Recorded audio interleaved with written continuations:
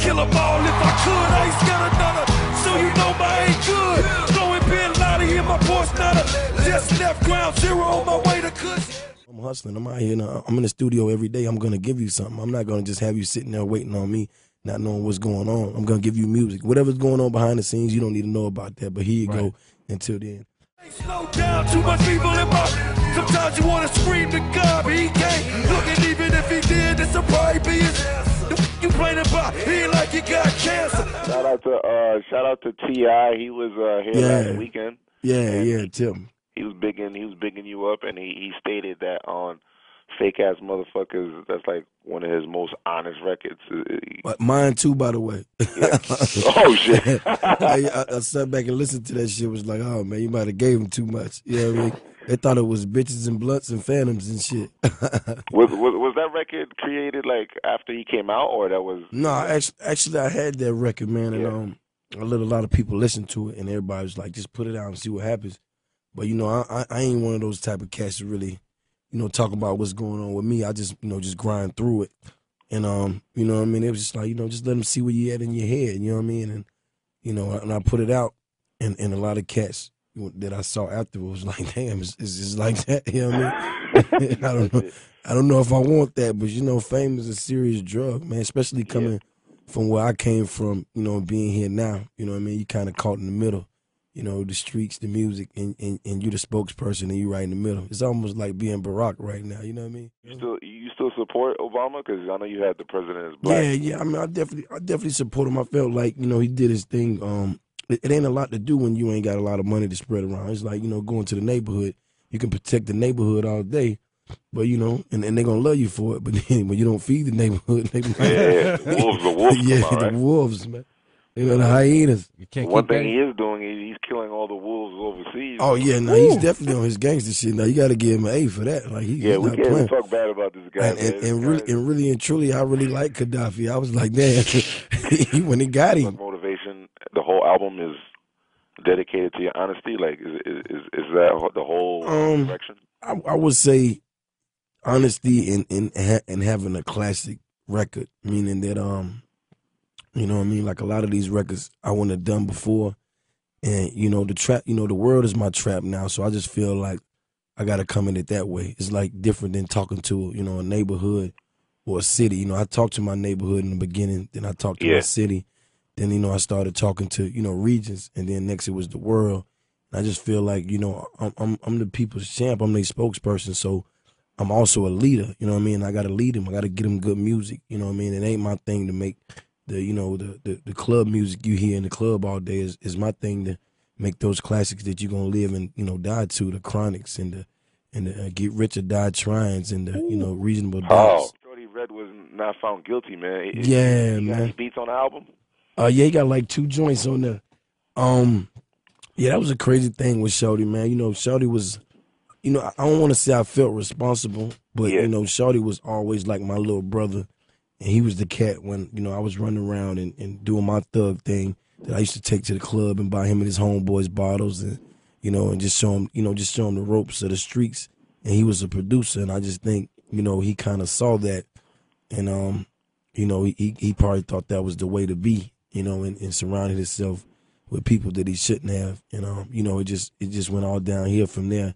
Not to discredit anything from him. Yeah. But when he was going through the ordeal, I actually went in, and when I say my little brother, I'm such a real one. I don't mean it as in the sense of my little brother. I mean my little brother. Like, he changed my life as well.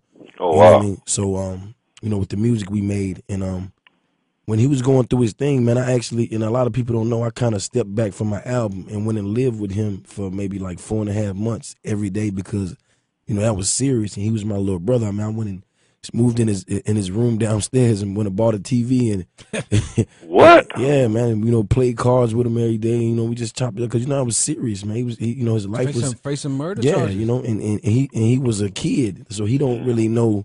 And he didn't have anybody around him that knew, how that go. And I came from that, so I actually kind of backed out for a while and went and stayed with him for like 4 months every day. Went to court with him a few times, everything, but.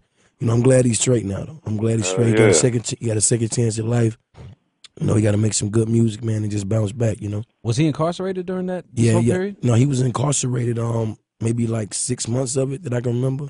Wow. And when he got home, you know, he kind of came home, and it wasn't a lot of people around him that, you know, because Shorty's a wild dude when he want to be. Right. You know what I mean? Clearly. But you know, he listens to me. You know what I mean? Wow. And if I ain't think anything else, I thought he needed me at that point. So, you know, it was about him. I'm glad it worked out though, man, because you know, shit is crazy out there. Yeah, man, it's crazy, man. Did he get any joints on the record? Yeah, he got like 2 joints. Yeah. Super Freak and I think it's Win. Yeah. Who's on the album? Because that's why the Twitter questions are coming in, man. You know, these ignorant fools out there need to know. Everybody from Jill Scott to Fabulous, Wow. Jadakiss, you know, Neo, Plies, Snoop Dogg, Devin the Dude, Wow. Jay-Z, Andre 3000, Trick Daddy, Eminem. Damn. Did I say that? What? No, did I say that? No. I don't think I should. Should I say that, kid? Okay. And I don't want you to think that I just got an album full of features. Yeah. These are collaborations. They're great records. They're like we did them together. Is that why it took so long that you had to perfect it? Were you a perfectionist or? Yeah, I'm definitely a perfectionist. I think it took a minute because, you know, I had a lot of things going on in my life. I had a couple of things change at the label, but, you know, I ain't the one to make excuses. The music was always there. I was always working on the music. I never let up a day. I never let up an hour, a minute. And, you know, it was just all about timing, and this is the right time, and it's perfect timing. And I know you give a lot back to the people during the holidays. Now you're giving them the album. I know you're going to be giving away like gifts or turkeys. I know you're doing some kind of charity. Oh, man. You doing? Every year, man, you know, I got to definitely do it for A-Town. But I definitely travel around the world and do that, you know, do it too. So, you know, that's a big deal for me, man. You know, just going back to the block, or just going through the, you know, community and just, you know, seeing everybody, because I've been on the road and making sure they got their Christmas gift. And all the little kids asked me for bikes last year. Now they want motorcycles and shit. Get a little greedy this year. I'm like, yeah, man, you know, what's that report card looking like? We'll see. I heard Irv Gotti was over there. He's really going to be president of Def Jam, or is he? I mean, you know, he got my vote. You know, Yeah, definitely. I heard he has full support of your new album. Yeah, man. You know, Irv, good dude, man. You know, he came through, kicked it. You know what I mean? Shouts out to Irv, Kevin Lyles. I just did a record for Jadakiss. It's crazy, though. Ooh, let me call him and try to get it, too. Yeah, I tried to get it. He won't give it to me. I'm going to call, you know, because I was him for Halloween. I was in Ninja Turtles. What the fuck? As far as, you know, you and Rick Ross, what's the final conclusion of that? Because it's always, like, up in the air. I mean, you know, I'm TN103. I don't think it's a conclusion to it, because it was really never nothing to me in the beginning. You know, I don't need propaganda to sell my records. I never have. Always, you know, did my music. And, you know, when it's album time, people do crazy things, you know? He's not banned from ATL or anything like that, right? I mean, not that I know of. Oh, okay. And as far as beef being squashed, or it hasn't even went that far, or there ain't no beef, period. I mean, I'm a real one, bro. I don't do beef. If it's a problem, let's get to it. Let's get it done. Ain't nothing to talk about. Is there a favorite record on the album that you love, like you think is like the best situation? I like the OJ record a lot. You know what I mean? I definitely like the Neo record, because Warren G produced it. He's one of my favorite producers. The High Learning with Snoop and Devin the Dude is crazy. Shouts to Lil C. Devin the Dude is one crazy perverted motherfucker. I don't know him like that. I don't know why I know him like that. I know he like to smoke like me. That's all I know. The record I have with Jill Scott is crazy to me. You know what I mean? It's like one of those, you know, it's one of those first listens that, you know, you kind of get where I'm coming from, and you feel my struggle, because, you know, a lot of people look at you and see you now in present time and don't understand, you know, what your past was like for real. You know what I mean? So for me to be able to explain that with Jill Scott was crazy, because at least I know my mama and everybody like her gonna listen to it. That's a classic chick right there, yo. Yeah. If you know anything about Snow, man, I cannot sit on my hands, man. I mean, you can tell me it's $1 million over there, it's good, it's counted, it's straight. I'm like, let me just count it one more time. Like, a lot of the mixtape music didn't fit where I was trying to go as far as the you know, the movie for the album. You know what I mean? That Samuel Jackson narrated. It's crazy. Wow. But it's kind of, you know, my whole life story. And I just wanted to kind of make sure that. How are we going to be able to see that? It's on the deluxe edition, so if you got 22, it's crazy, man. I sit back and watch this movie, and I'm just like, wow, like, you know, all these people are speaking on me, and you know, a lot of it is good stuff, you know, a little bad stuff in there, but you know, you never understand who you are until you sit back and listen to somebody else have a conversation about you. Wow. And just to have, you know, Samuel just talk about, my mom's me, some of my homeboys. I know he shouldn't know. Right. You know what I mean? It was just it's a beautiful thing, man. I ain't a movie star yet, but I feel I'm on my way. We interviewed him before. He's like the coolest. Oh no, man! The first thing Samuel said to me when he saw me, he was like, "Yo, Jeezy." He said, "Yo, I played the words off of Trapper Die. You got another one for me?" Wow! I couldn't believe that. I was just like, "What?" He was like, "Yeah." Get the fuck out of here.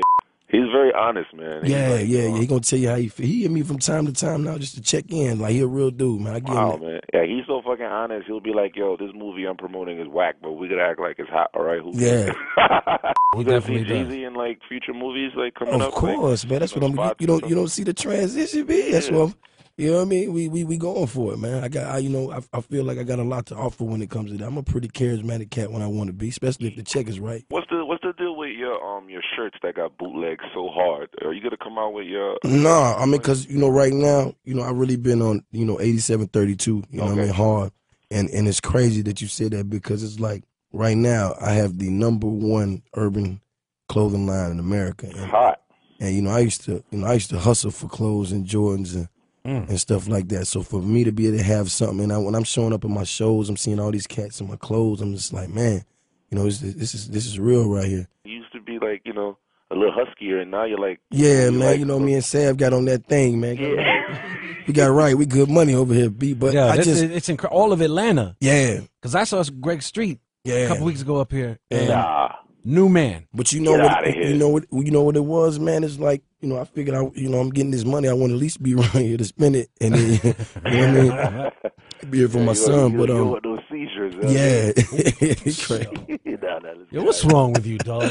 It's crazy now. You go to Atlanta and go to the gym, man. It's like the club. The gym is the new club, by the way. For those of y'all who don't know, you ain't in shape, get in shape. But the gym is the new club, man.